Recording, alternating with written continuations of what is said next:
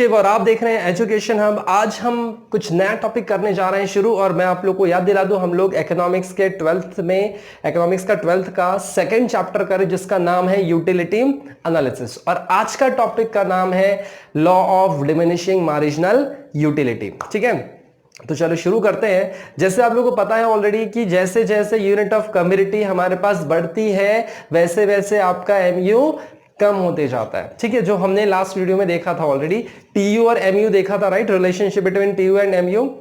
उसी का एक हिस्से को अलग कर दिया मैंने, एमयू को हिस्से को अलग कर दिया है।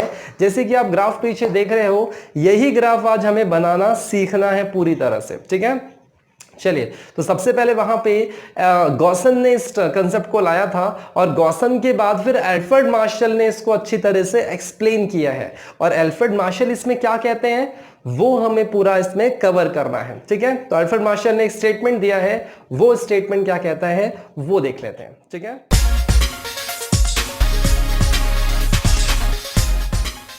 क्या कह रहे थे उसमें, उन्होंने एक स्टेटमेंट दिया है, उस स्टेटमेंट को गौर करते हैं, और क्या लिखा था उन्होंने, अदर थिंग रिमेनिंग कांस्टेंट। ठीक है, व्हेन पर्सन मतलब अदर थिंग रिमेनिंग कांस्टेंट मतलब बाकी सारी चीजें वैसे की वैसी रहेगी, the additional benefit which a person drive from given increase in this stock. मतलब सिंपल सी बात है, एडिशनल बेनिफिट जो हमें स्टॉक बढ़ाने से मिलता है वो धीरे धीरे डिमिनिश हो जाता है जैसे जैसे इंक्रीज ऑफ स्टॉक आपका बढ़ता है। मतलब यहां पे एल्फ्रेड मार्शल क्लियरली ये बताना चाहते हैं कि बाकी सारी चीजें कांस्टेंट होनी चाहिए।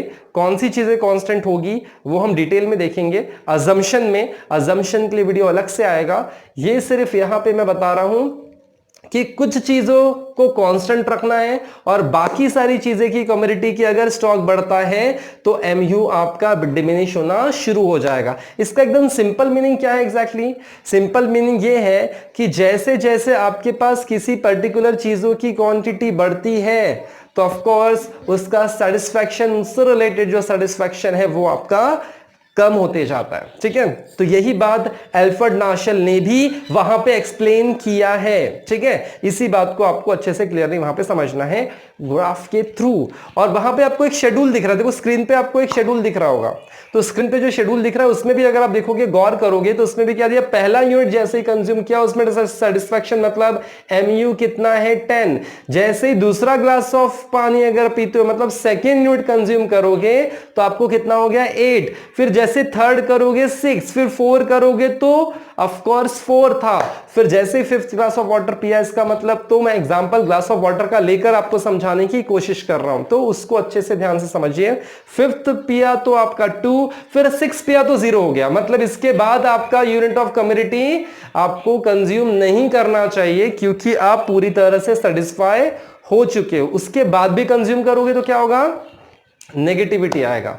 यही बात आपको यहां पे ग्राफ में बनाकर दिखाना है। ठीक है, तो शेड्यूल तो डिस्कस हो चुका है, अब ग्राफ की बारी करते हैं शुरू। और ग्राफ में अब हम क्या करते हैं एग्जैक्टली, हम ग्राफ के थ्रू देख लेते हैं कि उसी चीजों को कैसे ग्राफ में हम लोगों को बनाना है। ठीक है, तो फर्स्ट यूनिट जैसे ही कंज्यूम किया था आपने, फर्स्ट यूनिट कंज्यूम किया तो कितने आपको सेटिस्फैक्शन मिला था, 10 का सेटिस्फैक्शन मिला था, क्योंकि पहला ग्लास ऑफ वाटर पिया था तो आप बहुत ज्यादा प्यासे थे तो आपको 10 का सेटिस्फैक्शन मिल रहा था।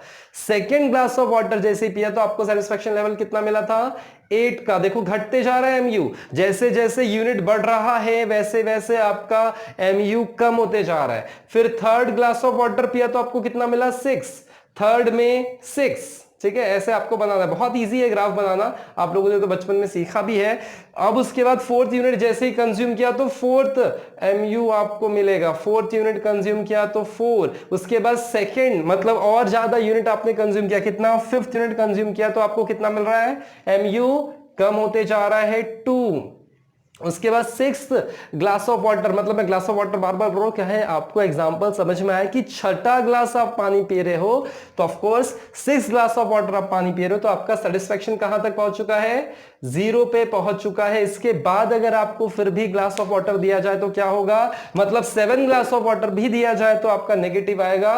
तो नेगेटिव कितना, वो भी नेगेटिव -2। तो यहां पे मैं -2 बना रहा हूं। ठीक है, और इसके मुकाबले 7 ग्लास ऑफ वाटर में आपको नेगेटिव मिलने वाला है। ठीक है, अब आपके पास देखिए यहां पे आपके पास ये ग्राफ तैयार हो चुका है MU का, this is the MU curve.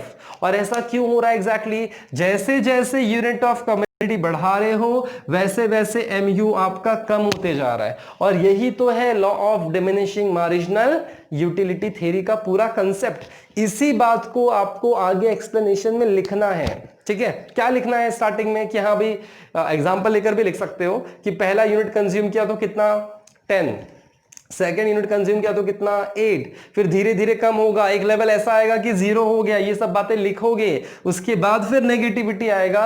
यही सारी बातें वहां पे आपको लिखनी है एक्सप्लेनेशन के साथ, जो मैंने यहां पे बता दिया पूरा, ठीक है? तो इतना आसान था law of diminishing marginal utility की थ्योरी, उसको अच्छे से लिखिए, अच्छे से समझिए, और बहुत आसान है, ठीक है? अब आगे आप लोगों को फिर से मैं धन्यवाद करना चाहता हूं क्योंकि आपने मेरे वीडियो को शेयर किया है, लाइक भी किया है, और ऑफ कोर्स आप आगे भी करते रहेंगे, उसके लिए तहे दिल से धन्यवाद। मिलते हैं नेक्स्ट वीडियो में, तब तक के लिए जय हिंद, बाय बाय।